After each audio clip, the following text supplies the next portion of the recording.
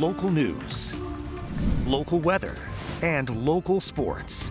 On your side. Channel 2 News at 6 starts now. Summer break is almost over and kids across western New York are getting ready to go back to school. At Buffalo Public Schools, students head back to class in just over a week. Good evening, I'm Claudine Ewing. We are seeing the community take on the responsibility of making sure all students are prepared for the first day. 2 on your side's Danielle Church joins me now from the Information Center with more on the roles folks are taking on. Danielle. Hey Claudine, there were a variety of events today where the community handed out backpacks full of school supplies for kids. Here's just a few of them. At the Johnny B. Wiley Pavilion, 2,000 backpacks went in an hour. And over at Buffalo Common Council member Mitch Nowakowski's 3rd annual back to school giveaway over at the Central Terminal, 500 backpacks were given away in just 30 minutes. Organizers of both those giveaways say the need has been rising ever since the pandemic, and just how many people showed up really demonstrated that. And now parents are also having to deal with inflation. Absolutely. Inflation is causing a problem, and people being able to afford school supplies. Every single year it grows because, quite frankly, the need is growing. And let's face it, in times like we're seeing now with inflation and prices going up, everything seems to be rising, but our wages and working families and working parents need the proper equipment and supplies to get their kids back into the school year. Congressman Brian Higgins was also at Nowakowski's backpack giveaway. He points out this is the first time kids will be heading back to school in person on the first day since before the pandemic began. BPS is making several changes this year to address student safety as well. Among them, metal detectors that will be installed at the high schools, and the district has also increased security staff. Coming up at 11 tonight, how a brand new barbershop in the University District is giving back to students ahead of their first day. In the Information Center, Danielle Church, Channel 2 News. Danielle, thank you. We are learning new information tonight after a young woman's body was found in Buffalo. Back in June, police say the death of 18-year-old Jalea Marrero has now been ruled a homicide. She was reported missing on May 21st after not being seen for nearly 2 weeks. Her body was found almost 3 weeks later in a wooded area south of Delson Court that's located in North Buffalo. Anyone with information should call the Buffalo Police Confidential Tip Line. That number is on your screen, 716-847-2255. In other news, a man in Cheektowaga was arrested overnight after a fight at a house party. Police say there were about 200 people gathered on Redwood Drive when neighbors called in a disturbance. As the party started breaking up, police say multiple people started fighting. Cheektowaga police say 26-year-old Emmanuel Mitchell allegedly fired multiple shots into the air with a gun and ran when police told him to drop the weapon. After a long chase, police arrested Mitchell, recovered a loaded handgun. He's now facing several charges, including reckless endangerment and resisting arrest.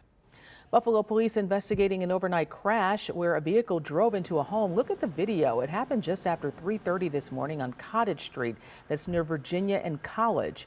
Police say the people inside the vehicle fled from the scene on foot, and damage to the home is estimated at about $40,000.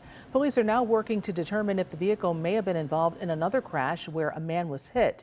The investigation is still going on this evening. Starbucks workers from the Delaware Chippewa store rallied together today after they say a worker was fired for leading the union effort at the store. Allegra Anastasia worked as a shift manager for 8 years at the store, but was fired yesterday. Every worker at Delaware Chippewa walked off the job after that. Starbucks says Anastasia was fired for being late to work, but Starbucks Workers United says it was because of her union efforts. State Senator Tim Kennedy joined workers on the picket line today, saying Starbucks needs to show their workers dignity and respect. We're calling for the company to reinstate these workers that they fired for apparently no reason, simply for standing up for themselves and their fellow workers and organizing this workforce here in Buffalo and across this country. Starbucks is currently facing over 200 violations of labor law in Western New York after being charged by the National Labor Relations Board. The NLRB issued another official complaint against the company on Thursday. Well, some good news for people taking advantage of this weekend's weather. Olcott Beach has reopened for recreational swimming. The Niagara County Health Department says the water quality is suitable once again, and they will continue to monitor it closely. It is definitely a great day to get out, enjoy the water, whether you're on the beach or in the pool. Take advantage of this summer sunshine. I know I love it. Meteorologist Carl Lamb up on the roof getting some fresh air, some sun. A look at the forecast this evening. Hey, Carl. Hi, Claudine. Yeah, it is actually a really beautiful evening. The sky, it's hard even to spot a cloud across western New York. There is a bit of a breeze, so all in all, it has been a perfect day. Here's a look at kind of the key to the weather story. It is the rebound that we're talking about. The heat and the humidity are back for the next few days. And as we kind of walk you through what to expect, it is, well, just so picturesque right now. We don't want to change anything. It is temperatures really just in the mid to upper 70s right now across the region. Dew points in a very comfortable spot, and winds very light, but any breeze does make it feel even nicer up here. So tonight we're headed down to 59 degrees. It's cooler in the southern tier. You can knock about 6 to 7 degrees off that number, and sunset comes just after or just before 8 o'clock tonight. Okay, so here's what we're tracking. You notice that I pulled up visible satellite. Anytime you see those puffy white clouds, you do see them on visible satellite. We don't have anything in our area at all. It's all sunshine. Future look showing us that we just have really calm conditions tonight. Hardly a cloud in the sky. Let's stop this at 9 o'clock tomorrow morning. Beautiful sunshine, and it is just going to be a perfect day to get out for a run, a walk early in the morning, and then even into the afternoon. It's great, but here comes some of the clouds. This model bringing in a pretty thick deck of cloud cover as we head towards tomorrow afternoon, so certainly something to keep an eye on. No rain from any of those clouds, though, but some of those showers do start to pop up as you see some of that green popping up on your screen. By Monday morning, we'll get into a few showers. That'll be light. Some of them could bring a moderate downpour or two, but then we get into some more organized rainfall as we head into Monday afternoon, and we could even have a few rumbles of thunder as well. So you see there, right kind of in between the late morning and early afternoon is when things will start to fire up. So let's show you what the dew points are going to do. So again, super comfortable right now. Have the windows open tonight, but once we get into tomorrow, okay, now we've seen the color change essentially, and we have those dew points creeping upward and upward. Look where they go by Sunday night. It is going to be a muggy Sunday evening across western New York, and then even during the overnight, it does not cool down all that much, and then we get to Monday morning, sticky. It is going to be humid. It's going to be breezy. Look at that, dew points into the 70s. That's when you know it is going to get very, very humid all across western New York, and this is with us for the rest of the day on Monday. All right, your 7-day forecast features some rain and thunderstorms for Monday. It's hot, it's humid, and it's breezy as well. For Tuesday, we have temperatures dropping down a little bit, but it's still humid, and then we get into a nice, comfortable stretch and even a little bit below average for Thursday and Friday as well. Let's send it over to Brian Shinaki with sports. Yeah, thanks, Carl. The Bills concluded their preseason schedule last night, and today took the practice field. Punter Matt Ariza was held out of last night's game versus Carolina, as many seek answers on the rape allegations surrounding the punter. And as imagined, an emotional presser for McDermott last night. Sean facing questions for the first time since the news broke that Ariza was being sued for rape in college at San Diego State. McDermott was set to meet the media today at 3 p.m. It was then moved to 4 p.m. and then moved once again to after practice, so really any minute now. Here's what McDermott had to say after last night's game in Carolina.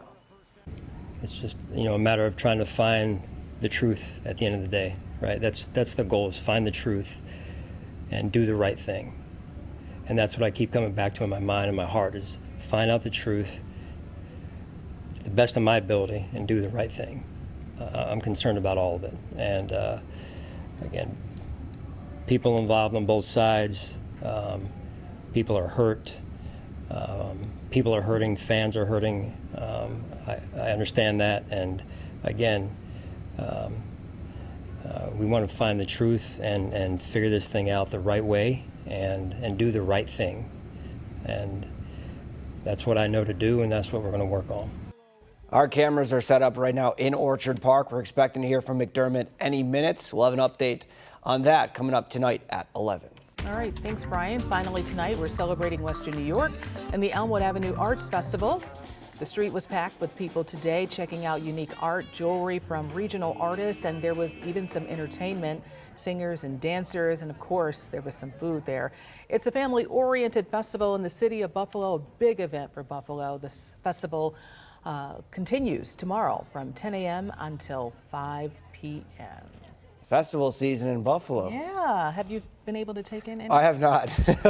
Well, yeah, you've been a little busy, right? Yeah, oh yeah, a lot of bills. Yeah. Right. What about you? Yep. Taste of Buffalo, always. Burger Fest. Okay. Snuck in a little time there. And then Wing Fest next weekend. Oh, yeah, maybe I should check that out. That would be good to do. I Yep. did go to the Jefferson Avenue block party last night. Oh, okay. And I didn't get to dance. I could have. I just moved my shoulders a little bit. But there is good weather for all of it. All the Yeah. festivals this weekend. Right, So. right. All right, well, we hope you enjoy them. We want to thank you for watching Channel 2 News at 6. We'll see you back here at 11 for Channel 2 News Tonight.